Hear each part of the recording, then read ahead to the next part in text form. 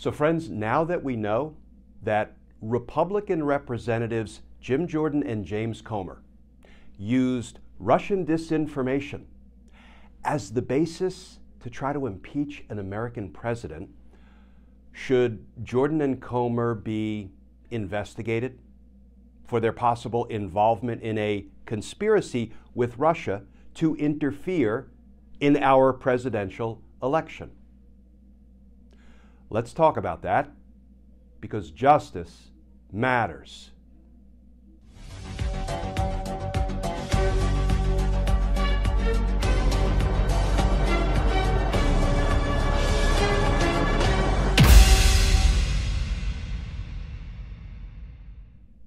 Hey all, Glenn Kirshner here. So friends, did you hear the one about the Republican members of Congress using Russian lies, Russian disinformation as a basis to try to impeach an American president? Well, let me tell you, it's a doozy. But then again, it's exactly what we've come to expect from guys like Jim Jordan and James Comer. Have a look at this headline in Salon. Asset of Russian intelligence. Experts say shocking DOJ filing blows up GOP impeachment sham. Informant arrested for making up Biden claims, says he got info from Russian intelligence, DOJ tells court. And here's some of the new reporting, this from CNN. Headline, indicted ex-FBI informant told investigators he got Hunter Biden dirt from Russian intelligence officials.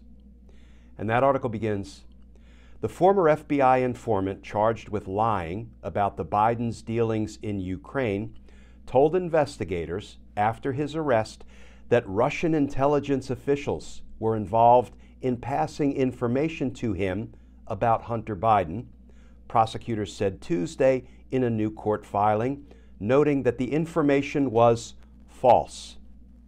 Prosecutors also said Alexander Smirnov had been actively peddling new lies that could impact U.S. elections after meeting with Russian spies late last year, and that the fallout from his previous false bribery accusations about the Bidens continues to be felt to this day.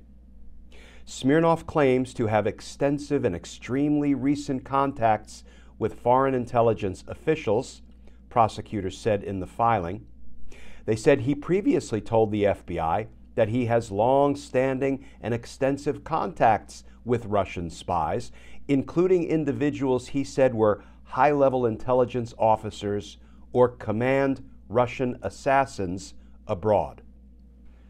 So friends, this admitted liar, this admitted peddler of Russian disinformation about Joe Biden and Hunter Biden is the star witness that Jim Jordan and James Comer offered in the now completely discredited impeachment inquiry into President Biden. But believe it or not, it gets worse. Even after these lies were exposed, even after this now indicted, lying informant admitted that he was passing Russian disinformation about the Bidens to the FBI, and ultimately it made its way to Congress, Jim Jordan is still expressing a willingness to continue to prop up these Russian lies. Jim Jordan spirals when asked about losing his star Biden witness. And that New Republic article begins, Representative Jim Jordan seems to be struggling with the realization that Republicans' impeachment inquiry into President Joe Biden appears to be founded on a bed of lies peddled by the Russian government. On Wednesday, the Ohio Republican, Jim Jordan, got caught up in his own words, insisting that the inquiry, the impeachment inquiry, still had merit, despite the Justice Department indictment against its primary witness, Alexander Smirnov. And this question was posed by CNN's Manu Raju of Jim Jordan about how his star witness in the Biden impeachment just fell apart and was arrested for lying about the Bidens. Quote, you said the 1023 is the witness statement that Smirnov gave previously, which was full of lies, as he now admits, about the Bidens, lies that came from Russian disinformation. You said that 1023 is the most corroborating piece of information you have. CNN's Manu Raju prompted the Freedom Caucus politician on Wednesday, referring to the FBI's FD 1023 form that documents Smirnov's claims, which he is now accused of completely making up. In December, Jordan claimed the 1023 form constituted the key impeachable offense. And Jim Jordan actually tried to maintain that, well, it's still a fact that the Bidens took these bribes. Here's the thing. It's not a fact. It's a lie.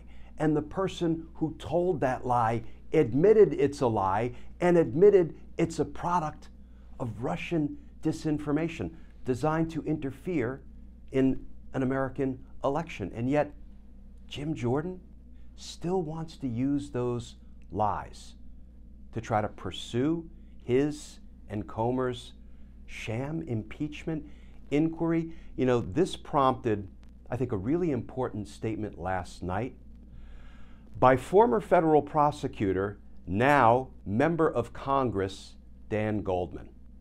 Dan Goldman was on MSNBC in the 9 o'clock hour. I followed him in the 10 o'clock hour, and I heard him say that if Jim Jordan and James Comer continue to push these lies that the person who told the lies have admitted were lies and was Russian disinformation designed to undermine our American election, then Jordan and Comer should be investigated for their potential complicity in a conspiracy with Russia to defraud the U.S., to interfere in our elections. And I have to tell you, I couldn't agree more with Representative Goldman. So when I followed Representative Goldman in the 10 o'clock hour, here's what I said. Former federal prosecutor Glenn Kirshner, while appearing on MSNBC's The Last Word with Lawrence O'Donnell, stated that any of the lawmakers who knowingly perpetuate the lies told by the ex-informant Alexander Smirnov that are purported to be Russian disinformation should be investigated criminally. Quote, the big question now is, what will the Republican members of Congress do now that they know that these are lies that they have been peddling, as ably assisted by Fox News? Will they continue to peddle those lies? I then expressed agreement with Representative Daniel Goldman, who earlier called out his Republican colleagues for being played by the Russians as we near another critical election. This quote from Representative Goldman, quote, it's now coming out in 2024, and Republican members of Congress are once again witting or unwitting agents of Russian intelligence, peddling a false narrative that is Russian disinformation in an effort to interfere in the election and boost Donald Trump, Goldman told Alex Wagner. Quote, it's shocking that 8 years later we are still dealing with Russian interference and the party, the Republican Party, is still welcoming it and facilitating it. Echoing Goldman, I said that any member of Congress who pushes essentially Russian propaganda relying on Smirnov should be investigated for being part and parcel of a conspiracy to defraud the United States and to interfere in our elections. But friends, I'm sorry to say none of this is terribly surprising when you're dealing with the likes of Jim Jordan and James Comer. Jim Jordan, who himself committed the crime of contempt of Congress, defying lawfully issued congressional subpoenas for testimony concerning the crimes of Donald Trump on and around January 6th. Jim Jordan decided he'd rather commit the crime of contempt of Congress by defying a congressional subpoena than have to provide incriminating information, incriminating evidence about Donald Trump and what he did on and around January 6th. And here's one thing I can promise you, friends, as a former career prosecutor. You want more crime? Then decline to prosecute earlier crimes. You want Jim Jordan to try to continue to kill our democracy from within? Then decline to hold him accountable for obstruction of Congress. Decline to hold him accountable for what he did on and around January 6th. You probably remember when he was asked the simple question, did you talk to Donald Trump on the morning of January 6th? And we got a lot of, right? We get that stupid yammering deflection. That's not making fun of his speech pattern. That's, that's outing the fact that he couldn't even answer a straight question because he knew the truthful answer would incriminate his political deity, Donald Trump, and probably incriminate himself. And we've let it all go, haven't we? We have given free rein to the Jim Jordans and other members of Congress who potentially participated in the insurrection, who committed offenses on and around January 6th. We've given them all a free pass. We've given them carte blanche to continue to try to kill our democracy from within our very own government as members of Congress. One thing I will never understand, and I will never let go, and I will never be able to get past, is there are 6 members of Congress, either former members of Congress or some of them are still members of Congress, like Matt Gaetz and Marjorie Taylor Greene, who asked for pardons because they knew they'd committed crimes on and around January 6th and they desperately wanted to get away with those crimes. So they sought presidential pardons. Turns out they didn't need them to get away with those crimes, did they? But here's the thing about pardons. Stick with me one more minute, friends, and then we're going to wrap this up. Usually when we conduct an investigation, we know that a crime has been committed and we begin investigating it. And the police, the agents, the detectives, the investigators will go out. They'll collect evidence, they'll interview witnesses, they'll try to solve the crime, figure out what happened, figure out who the perpetrator is. And when they get to the point where they have enough evidence to charge somebody, they will, for example, get an arrest warrant and they'll arrest that person. Or maybe we'll put all the evidence before the grand jury and we'll get an indictment rather than going out and getting an arrest warrant. But once the person is charged, let's say by an arrest warrant, you know what happens then?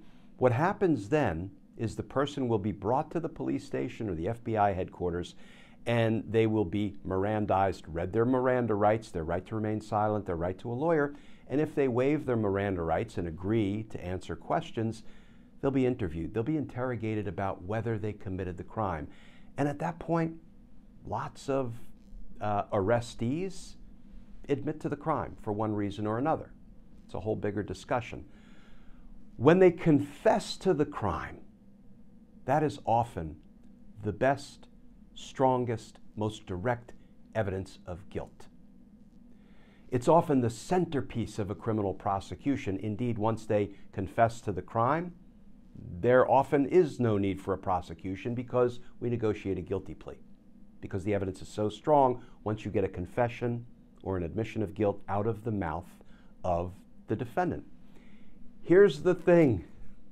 With respect to all of these members of Congress, past and current, who asked for pardons, a pardon is a confession. A pardon is an admission of guilt. So we jump right to the end game with those members of Congress who asked for pardons. We've got the confession. The Supreme Court in 1915 said a pardon carries with it an imputation of guilt, and accepting the pardon is some admission of guilt, some confession of guilt. For gosh sakes, the people who asked for pardons, we've got their confessions already. It doesn't take much to build a case. And yet not a single one of the, I believe, 6 members of Congress that we know of who asked for pardons, they've confessed their guilt. Has a single one been held accountable all these years later? Not a single one. That is a deep and searing injustice that we are living with, and it's dangerous because these people are continuing to try to kill our democracy from within by, for example, using Russian disinformation as the basis to impeach an American president. And they have announced they're going to keep at it. It's time to charge these people with their crimes.